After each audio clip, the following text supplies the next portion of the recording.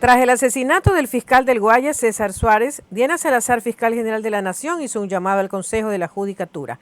Su objetivo es que la entidad autorice que las audiencias de la Unidad Nacional especializada en investigación contra la delincuencia organizada transnacional se realicen de manera virtual. Con ello, explica Salazar, se logrará cumplir con los diferentes objetivos que se ha planteado la institución. Además, pidió a las fuerzas del orden que garanticen la seguridad de quienes realizan el trabajo en la entidad. Salazar también dijo que el asesinato del fiscal enluta a la institución, por lo que ya realizan las primeras investigaciones para que el crimen no quede impune. También dio su nota de pesar a la familia de Suárez, quien era parte de la UNIDOT.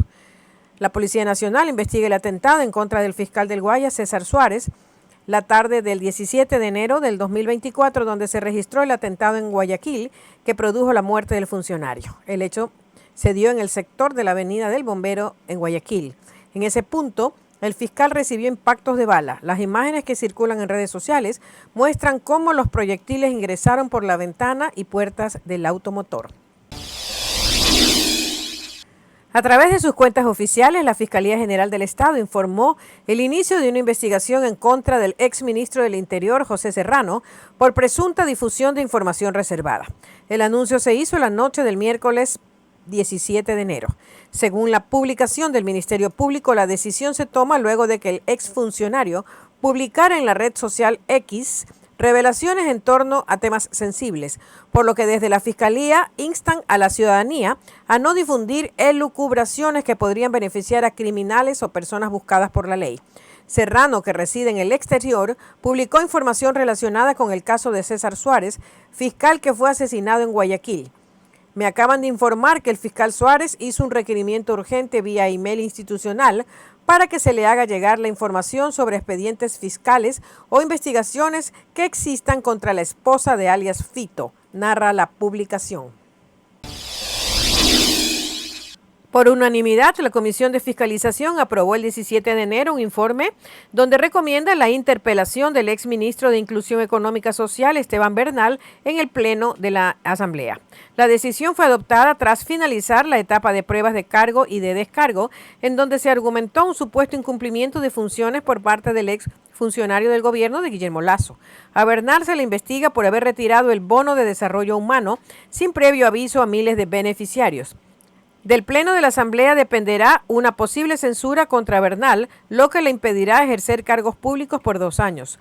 Para ello se requiere de la voluntad de al menos 92 de los 137 asambleístas.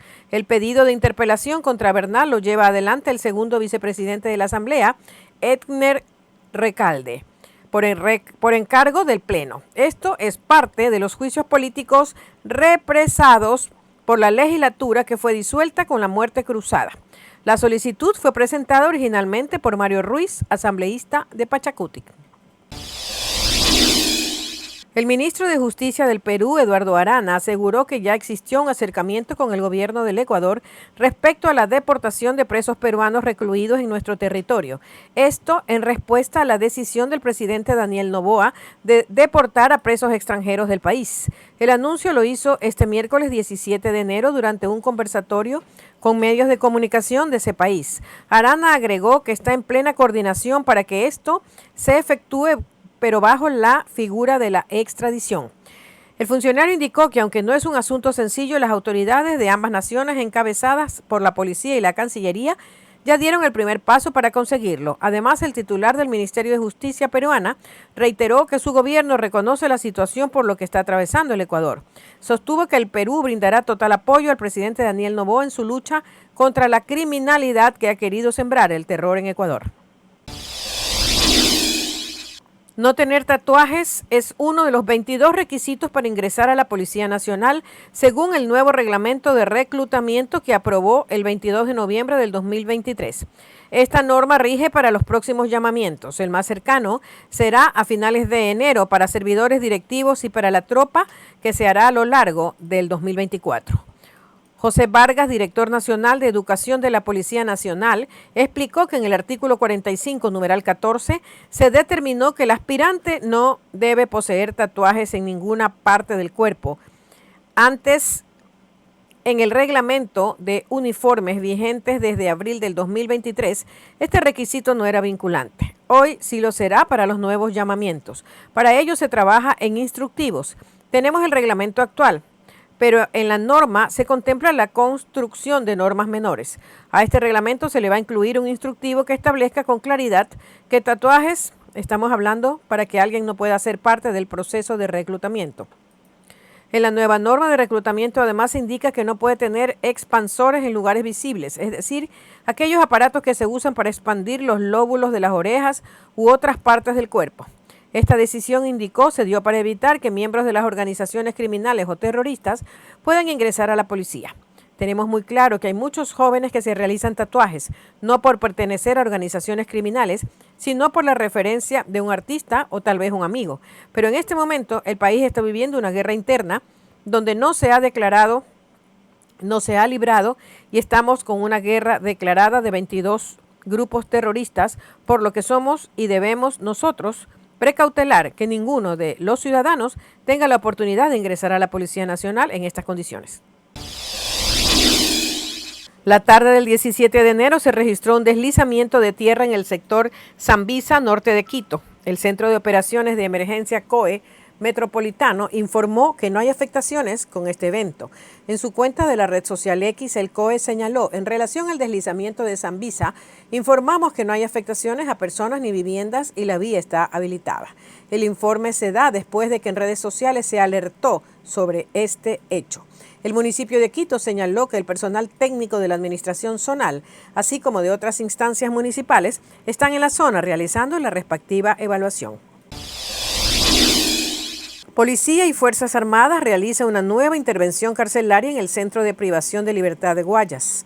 Decenas de uniformados ingresaron a ese recinto desde las 5 de la mañana de este 18 de enero y el objetivo es requisar objetos prohibidos y mantener el control al interior de ese centro carcelario. Por su parte, los militares indicaron que controlan el perímetro externo e interno de la cárcel de Guayaquil. La noche del 17 de enero llegó procedente de Panamá Daniel Salcedo, vinculado con el caso Metástasis. El ciudadano con notificación roja de Interpol llega tras ser detenido el martes 16 de enero en el país centroamericano. Tras su arribo al país, junto con Álvaro Ponce, fueron sometidos a exámenes médicos para posteriormente ser entregados a las autoridades competentes, quienes determinarán su posterior traslado a un centro de privación de libertad. Posteriormente, en la Corte Nacional de Justicia, el conjuez nacional, Pablo Loaiza, legalizó su detención luego de verificar su identidad y derechos constitucionales y ordenó que el edificio de la Corte Nacional de Justicia sea trasladado al Centro de Privación de Libertad número 4, donde Salcedo queda bajo prisión preventiva a órdenes del juez de la Corte Nacional.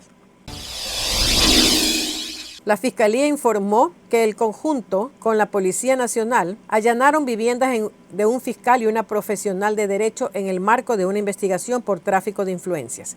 En la cuenta X, Fiscalía explica que se presume que las dos personas mantuvieron reuniones para intermediar en la entrega de una persona requerida por la justicia.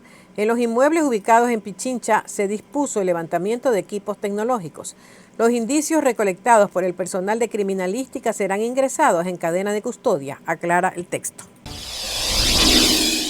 El presidente Daniel Noboa desistió de la pregunta relacionada con los casinos para la consulta popular. La tarde del 17 de enero llegó a la Corte Constitucional la respuesta requerida por la jueza Teresa Núquez, quien está a cargo de la causa. Ayer la jueza constitucional abocó conocimiento del pedido del control de constitucionalidad a las 11 preguntas enviadas por el Ejecutivo. Otorgó un plazo de 24 horas para saber si el primer mandatario se ratificaba en el cuestionario enviado. A las 16:35 de hoy ingresó a la Corte la respuesta de Noboa. En un documento de 6 páginas señala que se ratifiquen las preguntas 1, 2, 3, 4, 5, 6, 7, 8, 9 y 10. Sobre cada una de ellas hace análisis de por qué continuará con el proceso. La última pregunta planteada, el regreso de los casinos, el Ejecutivo quería consultar: ¿está usted de acuerdo con que se permita el funcionamiento de casinos, salas de juego, casas de apuestas o negocios dedicados a la realización de juegos de azar bajo las condiciones que se debatan en el anexo de la pregunta 11? Sobre esto, Noboa dice: en función del contexto actual que vive Ecuador, me permito no insistir en mi petición original. exclusivamente de la pregunta 11, por considerar que el debate ciudadano relacionado a esta temática no es oportuno en estos momentos.